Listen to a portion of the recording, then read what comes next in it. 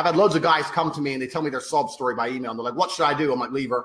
Like, oh, but I love her. I was like, in the situation you're in, the only chance you have of victory is it's like a queen sacrifice in chess. Maybe it'll all go wrong.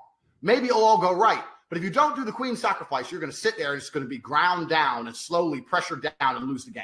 You're going to lose the game and time's running out. So you better do something drastic now. She's talking to you like a dickhead, walk out the fucking door. Maybe you can shock her into compliance. But if you don't shock her into compliance, then it was always over. If you leaving is not enough to make her talk to you nicely, how long is she going to sit there until she sucks a new dick?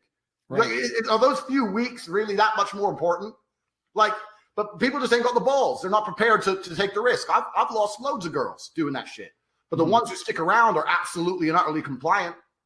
And that's how you got to be. And this is another reason why I talk about how important it is to have numbers as a guy. Lots of guys are like, well, what if I just want one girlfriend? I was like, if you want one girlfriend, you better go fuck 20 chicks.